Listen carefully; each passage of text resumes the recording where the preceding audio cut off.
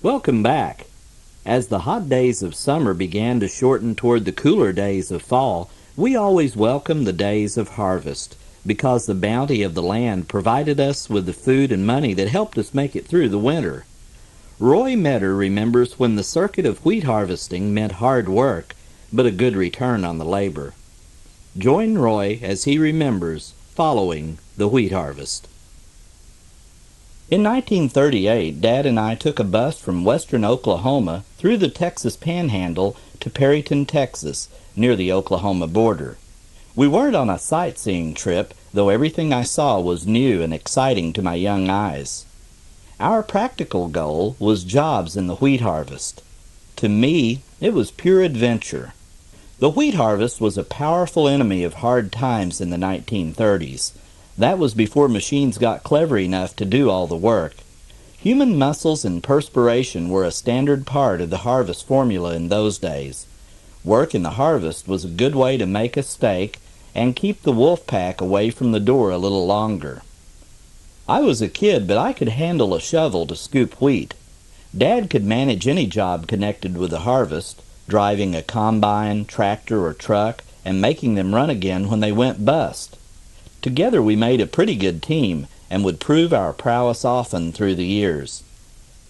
If the harvest was a good size, we could earn enough to see us through the fall. Bread from the grain fields of the Great Plains meant beans on the family table and a roof overhead. That was my first year on the harvest trail. Better harvest years came later, but I remember best the first year, which actually turned out to be the worst. Our objective was the northern Texas Panhandle, where the trek began in the Texas fields and worked up to Canada. In my years on the trail, I never reached Canada. I always broke off before the harvest ended to keep from missing too much school. I took school with me when I could, in the form of library books. My companions in 1938 were two books the librarian said I could take along, Huckleberry Finn and Great Expectations. We traveled cheaply in the 1930s and took no credit cards. We had none to take. We had one-way bus tickets and a few dollars to keep us going until Dad found work. Our capital included brown paper bags Mom packed with bologna sandwiches, peanut butter, and crackers, and apples to keep the doctor away. So began my first great adventure following the amber waves of grain across North Texas. I could see my dad was worried and no doubt scared. If our meager cash ran out before we connected with harvest jobs, we might be judged as vags. I left such concerns mainly to Dad and gave myself to the excitement of the road. We passed through small panhandle towns and began seeing the sure signs of harvest boom. Trucks lined up by the hundreds in the middle of wide streets. They were like elephants, patiently sunning themselves and waiting for orders to roar alive. Harvest workers were milling about like an army of weary veterans, preparing to hit a beach. Then I too was scared. How could we find work with so many ahead of us? Would I fit in among these tough, confident fellows? Would they make room for us? Clutching satchels, we left the bus in Perryton. We walked down a street of houses until we reached one with a hand-lettered sign on the porch, "Cot and breakfast, $1." "I'm Walter Meador. This is my son Roy," Dad said to the lady of the house. She took $2 and showed us to two cots in the corner of a large, screened-in porch holding a dozen of them. "They say rain's expected," said the lady. Dad looked apprehensively at the sky. Rain was the enemy. Rain meant a delay in the harvest, and we couldn't afford a delay. I stayed at the rooming house and finangled my way down the Mississippi with Huck Finn while Dad sought jobs. Dad came back late in the afternoon, optimistic. The sun was still shining, and he'd found work for both of us paying top dollar. All would be well. We suppered on the rest of the brown paper provender and then walked about Perryton, taking in the sights of a small town gripped by harvest fever. While exploring the Texas town, we heard thunder and saw lightning. A few cold, wet drops hit my head. I fell asleep, shivering with the ominous music of rain splattering on the roof. I tried to forget the rain, to think about Huck Finn, or scooping oceans of fine wheat grains, or the hot breakfast that would be ours at daybreak. Thunder showers turned into seamless gray skies and a steady downpour. The rains came to West Texas like a monsoon from Asia. "No work today," said a man at dawn. "May rain for a week," said another, defeat in his voice. Though our mood was a little hopeless, the breakfast was all I had hoped. I sat most of the day on the cot reading while Dad roamed through the town seeking alternate work. He found no work in a town with 1,000 idle men waiting for a break in the weather, but he returned with several cans of Vienna sausages, a jar of peanut butter, crackers, and a hunk of cheese, and $2 that paid for the cots another night. I never asked where or how he procured such wealth. I could see the concern in Dad's face and eyes. We hadn't counted on the rain to keep us from work. That wasn't part of the deal. I immersed myself in the books, a refuge from worry and even a sanctuary from hunger in the 1930s. The rain kept up, off and on, a second day, and we had to call it quits. Even when the rain stopped, the harvest would be delayed while the ground dried. We couldn't wait for nature to smile that year. But there would be later years in the Texas Panhandle when the sun shone hot on the fields, when the wheat was heavy in my shovel, when I briskly moved it along to make the world's bread. Our return trip that year was less comfortable, but more of an adventure. We used the poor man's credit cards, our thumbs, for part of the journey, hitching rides. And part way we rode the rods, traveling first class in an empty boxcar. Traveling free as wild birds on freight trains that seemed longer than the Mississippi was one of the great experiences that memory never tires of bringing back. There was a bleak side, of course, the fact that maybe you couldn't afford to travel any other way than in an empty boxcar. But ignore that part of it and think of the journey through the prairie nighttime, with the low, sweet wail of the train whistle as the freight went through the lonely, whistle-stop towns on the plains, and you have the stuff from which good memories are made. With the boxcar door wide open, I could see the vast country rolling past and hear the monotonous clack-clack of the iron rails beneath our feet. As the freight slowed for towns, men came and went in the shadows. There was little talk among the men and boys in the boxcar on that particular journey home.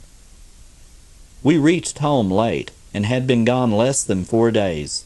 Mom spread the kitchen table with what she had, and whatever she had was good. "Maybe I'll try again next week," said Dad. "Something else may turn up," said Mom. She was right. Eventually the future brought better times to the Southwest.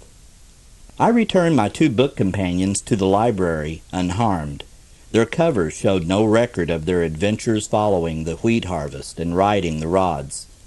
The record of those adventures was well preserved, however, in that special place of mind and heart where the memory keeps the past intact.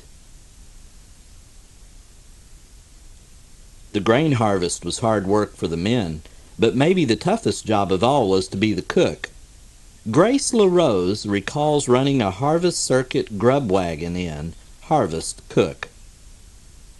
The year 1924 was a bountiful one for Midwest farmers growing wheat, oats, and barley, so my husband purchased a threshing rig which had a large steam engine, a separator or thresher, and a mobile cooking dining car which was towed behind the tractor as the rig moved from farm to farm. The cook, usually the wife of one of the crew, prepared meals from scratch for the hungry 30-odd workers. Breakfast, usually from 5 to 6 a.m., consisted of pancakes, fried eggs, potatoes, bacon, biscuits, gravy, fresh fruit, and plenty of coffee. Ham, turkey, and beef sandwiches loaded the table for snacks at 10 a.m., followed by a hearty dinner at noon, an afternoon sandwich snack at 3 p.m., and finally a light supper at 7 p.m. Cakes and pies were always available. The cook's helper was responsible for building the wood fire in the range, peeling potatoes, gathering fresh fruit, vegetables, and milk, and helping with the dirty dishes, pans, and kettles. The 1924 threshing season began in early August. Late that month, the cook and her husband, the separator engineer, suddenly walked off the job. My husband replaced the engineer and hired me, a 23-year-old mother of a 4-year-old son, to become the cook for the next 2 months. Life in the cook car left much to be desired, with only a few hours sleep between 10 p.m. and 3 a.m. I slept on a cot at one end of the car. I was on my feet all day bending over a hot stove and washing dishes and clothes. I can even recall many times standing on top of the stove, holding on to the shaky stovepipe as we rambled over the rough country roads or across fields to a new location. The high point of the season occurred one noon when all hands were eating a hearty meal. I looked out just in time to see a roaring fire next to the separator. The straw pile had somehow ignited, probably from tractor sparks blown by the strong winds, and the whole rig was about to go up in flames. My shouts brought my husband running to the tractor, and he was able to pull the separator through the flames to safety with only minor damage. For a day or so I was a true heroine, especially in the eyes of my husband. At the end of the 1924 season, one forever etched in my memory, the $60-odd I received for my labors was all spent on a few pieces of badly needed furniture purchased for our small rented house in Williston, North Dakota. Gloria Bayne's father was a hard-working man, but a regular psychologist, too. To others, he was a cowboy, a carpenter, and a coal miner. To Gloria, he was her corn-crib counselor. My dad was born July 6, 1897. There probably aren't many people still living who can relate to the way he grew up. He was forced out of his home by his stepfather when he was about 11 years old. He scrounged for food wherever he could find it. But he was a large boy for his age and smart enough to do more than he was asked or told to do, so he got by. He was 24 years old when he married my mother. By then he had worked as a cowboy, as a ranch and farm hand, carpenter, and coal miner. He was adaptable. He worked at any job he could find. As his family grew and the Depression deepened, he settled on farming. And with the help of 8 growing children, he was able to sustain a fairly secure life for his brood. Once the crops were up and growing, we all worked the fields, hoeing weeds and chopping cotton. We dug up Johnson grass by the root and carried it to the barn to feed to the livestock. We all helped during the harvest, too. Besides pulling cotton, we headed maize by hand, tossing it into a horse-drawn wagon that moved between us as we walked down the long rows. We pulled the ears of corn off the stalks, again pitching them into the horse-drawn wagon that moved along with us through the field. There was no commercial elevator to take our harvest to, only our barn. The corn crib was part of the barn, built with a double wall to keep out the mice, rats, and insects. Back then, grain wasn't treated with chemicals to keep vermin away as it is now, so our crib had to be a safe storage place. We needed to keep our grain clean and sound, so we would have seed for the next crop and feed for our animals. After the harvest was finished, we settled down to our winter chore, shelling corn by hand. We had no machines to help us. After that, we used an old rub board to thrash the grains from the heads of maize. To protect our hands, we wore the gloves we'd worn to pull cotton. Only the fingers were worn out, so they were still good for thrashing. When the palms wore out, we switched hands and wore the gloves backwards to get every bit of use from them. It was hard work, but Dad always worked harder and longer than any of us. With so many youngsters in the house, we kids sometimes got into arguments and shouting matches. If it got any rougher, we knew we'd be in for a good thrashing ourselves. Mother would send the offenders to the barn, and then Dad sent whoever had been helping him at the time back to the house. "Sit and get busy," he commanded. Then he said, "Tell me why you're out here." We knew better than to lie or to try to justify ourselves. After we'd confessed to our offense, there was only silence. We were tied in knots of nerves and anxiety, but he never missed a stroke as he raked each ear of corn with a clean cob or rubbed the grains from a head of maize with each pass on the rub board. By the time he got around to asking us what we thought our punishment should be, as he always did, we were ready for anything, just to get it over with. That barn was always cold and drafty, a miserable place to sit and work. The crib was more comfortable. even with the door left open to let the fresh air in and the dust and chaff out. But as we sweated it out while awaiting our sentence, it got downright warm in there. He would ask the three of us older ones, "Tell me what you think love is. Not from me or your mother, but your brothers and sisters." That was standard with him. But we never gave the same answer twice. We knew better. And we never mimicked one another. That would have been the cue for a paddling. Once we had satisfied him with our answers, he told us to tell the ones we had offended that we loved them, or else. Then, before he let us return to the house, he put his arms around us and hugged us. He told us that we had a lot to learn and that he was proud of the way we were showing our maturity. We left him there and returned to the house, shamed into doing the hardest thing we ever had to do. And yet, we never failed to do as he expected. Admitting we were wrong was humbling, but we were determined to never let him down. We learned to respect ourselves because of it, and we loved him more for giving us the space to grow. Looking back, I can see why so many young parents have so much trouble raising their children. After all, corn cribs are a thing of the past. Corn was a way of life where Clarice Moon grew up. Husking corn by hand wasn't just a job, it was an art. Go back to the corn husking contests of old as Clarice remembers King Huskers. They don't have corn husking contests like they used to, when man husked against man instead of machine against machine. In Iowa County in the 30s, standing corn was husked out by hand. The farmer took 6, 8, or 10 rows.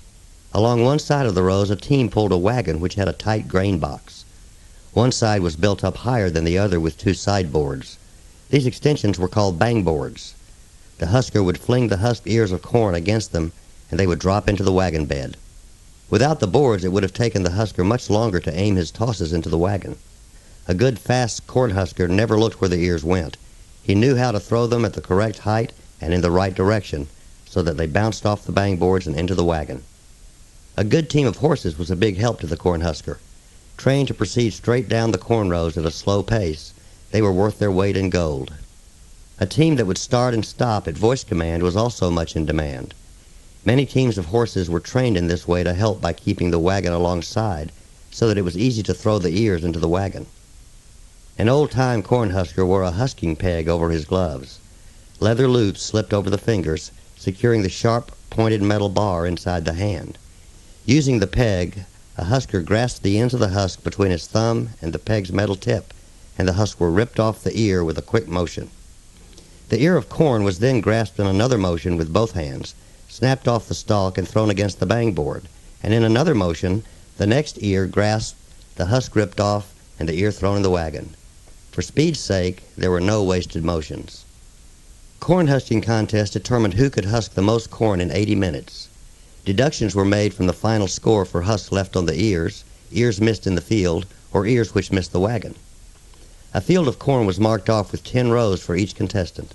At the signal, each would start his team and start husking corn off the stalks. They were followed by a judge who gleaned all the missed corn. Large crowds of farmers gathered and bet on the outcome of the contest. Each had his favorite.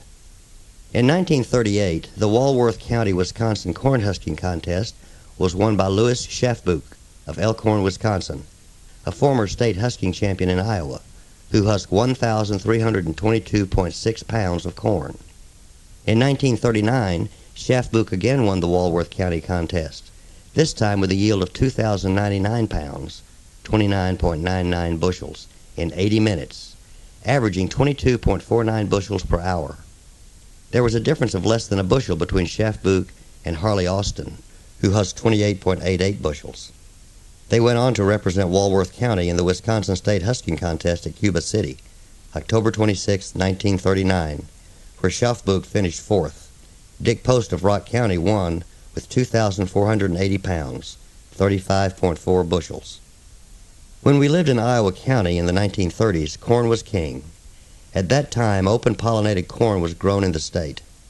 My dad raised Reed's Yellow Dent, which grew so tall that it reached for the sky. In the fall, after the first frost, Dad would go out with a team and wagon to snap out the ear corn from the standing corn. It was hard work for a youngster, hard on your back, with so much stooping to get the ears, as some of the corn stalks fell over. When snapping out ear corn, you didn't have to be as careful to get all the husk off the ear. That corn was destined to be hog feed, and they could still get at the corn if the ears had a few husks left on them. But if you wanted clean ears of corn, they had to be husked clean right in the field. If they were to be sold or ground for cow feed, they had to be free from husks. When snapping corn, as when husking corn, a husking peg was worn over gloves. One could wear holes in gloves in just one day. At that time in Iowa County, the farmers didn't have many dairy cows, so as soon as a field of standing corn was picked free of corn, the feeder steers and pigs were turned into the field to hog it off, meaning they could eat any ears left. But a farmer had to have good hog-proof fences around any fields he was hogging off. If he didn't, and his hogs got out, they would be found in the next county. Hogs with their plowshare snouts gloried in digging in the dirt for things to eat. They could root under the tightest fence in seconds, if not constantly watched. But who had the time? Still, neighbors took a dim view when 50 head of the neighbors' hogs made short work of their own unharvested cornfields, so the fences had to be hog-tight. My dad solved that problem by nailing several strands of barbed wire at the bottom of the fencing. The sharp barbs discouraged hogs from rooting under the fence. My dad had another trick up his sleeve. He put rings in their noses. He had a sort of pliers that held a ring as it was placed in the hog's snout and then clamped down. It only took an instant to put them in after the pig was caught, but that was the rub. A pig is not easily caught and can run like the wind. The only way to catch them was to herd them into a building in a group. 2 men went in among the hogs, one to hold the hog steady, the other to crimp the rings in their noses. A ring keeps hogs from rooting so much in the dirt. It hurts to dig with a ring in the snout, but it keeps them from digging under fences. After picking the corn, it ended up in a bin heaped high with golden ears. Sometime during the winter, my dad would select the seed corn for next year's planting by choosing ears that were large and well filled out to the ends with straight rows of well-shaped kernels. I helped Dad rack up the seed corn to dry. He took 2 long lengths of binding twine, and at the halfway point in each, made a loop around an ear of corn as a base, then crossed the twine around an ear of corn and lay another ear in the crossed twine. It was crossed over that ear of corn and so on until there was a long rack of ears. We made up several of these racks of corn to dry for seed and hung them on a wall to keep the mice out. Later, near spring, we ran the ears through the corn sheller, with me turning the handle. The shelled corn fell into a bucket underneath it, which was then poured into a gunny sack and stored for spring planting. The corn cobs were gathered and carried to the house for fuel to start the morning fire in the kitchen range. In those days, the corn planter was set up to run on a wire stretched across the field. It had knots which would trip the corn planter to drop seeds at a measured distance from each other. This was called checking corn, which meant that each corn seed was planted so that when it grew, it could be cultivated in both north-south and east-west directions. It was believed to result in a greater yield in weed-free fields. The corn was cultivated 5 or 6 times during the summer until it grew too tall and broke off under the cultivator. Then it was laid by and allowed to grow on its own. Corn liked a good rain and strong sun. If you stood inside a field of corn, you could hear it making squeaking noises as it grew so fast under the hot sun. In those years, a farmer really took care of his corn with 2-row and 4-row cultivators pulled by teams of horses. When I was about 14, I had my own 2-row cultivator and team. After breakfast, I would harness my team and hitch the 2 up. My perch on the seat was something like riding a sulky, like they do in horse racing. When I reached the cornfield, I turned the horses onto the rows and rode up and down the field, digging into the black soil to kill the weeds, the little corn plants marching by in a row between the plowshares. My dad would be working in the same field with his 4-row cultivator. It was monotonous work for the horses and the drivers. We were ready to knock off when the sun was overhead so the horses could have a drink and a feeding of oats, and I could have my dinner that Mom had ready. I usually carried a jug of water into the field to drink when I was thirsty. After dinner, we were back in the field again, and when we had it plowed, we moved to another. When that one was finished, likely as not, the hay was ready to be cut, and I'd be out there mowing down purple alfalfa and red clover. But getting in the hay was a whole new ball game. And while the methods for hand-picking corn have gone the way of the dodo, with machines doing half the work, I will never forget when corn was king, grown and harvested by the raw power of man. It's one thing to be chiveried when you're with your new bride, but Andrew Livingston remembers when he was initiated while he was on the threshing circuit a week after his wedding, and miles away from his wife. Andrew wasn't just chiveried. You see, he was stubble-dragged. I shall never forget the night I was stubble-dragged by the crew of the threshing machine I was working on. I didn't know why they did it until the next morning, and I was pretty angry about it. I chuckle when I think of it now, but at the time it wasn't a bit funny to me. It was one of those nights when the harvest moon hung in the sky like a great lantern. The air was hushed, and all around me the rolling wheat country was bathed in soft, silvery light. I heard once somewhere if you slept in the moonlight, you would get moon madness. I'm not superstitious, but I chose a spot around the big straw stack that was in shadow. I raked out a place in the loose straw and spread my bed. Then, pulling off my shoes, I rolled up in my blankets. We who worked on the machine traveled with it and lived with it as we moved from farm to farm. We had a cook wagon where we ate our meals and where Mrs. Robinson and Mrs. Hartung did the cooking. At night, we slept around the straw stacks. Half drowsy, I could hear the other fellows in the crew down by the big tractor or steam engine. Usually they all rolled in when I did, but tonight I suspected there was some mischief afoot, but I didn't dream it involved me. I was 20 years old, and I had been married only a week when Fred Wilson asked me if I'd come to work for him. My father-in-law loaned me one of his teams, and I was all set to make a nice chunk of money for us to start housekeeping on. I made $6 a day just to make one trip a day to town with the team and wagon to get a load of coal for the engine. The field pitchers earned $3.50 a day, and the other men $4, so that made me sort of an aristocrat around the rig. I was lying there drowsily looking up at the stars and dreaming of when the harvest would be over and I could go home to my bride. I heard footsteps running around the stack, and the next minute I could see a bunch of men outlined against the sky. Someone said in a low voice, "Is this him?" And somebody else said, "It's him, all right." Before I could move or yell, they grabbed my blankets at the foot and started hauling me out across the stubble. I kept still until I could see what was going to happen next. We reached the tracks where the wagons had been coming into the thresher when an oncoming car swung its headlights toward us. The men dropped the ends of the blankets and ran back. I jumped to my feet and, gathering up my blankets in my arms, I started to get out of the way of that car, but he veered off and circled me. When I got back to the straw stack, all was quiet. Every man was rolled in his blankets, and some were even snoring. I knew they weren't asleep, but I decided to wait until morning. I was pretty mad about the whole thing. The next morning when I went to the cook wagon, I purposely was a little late.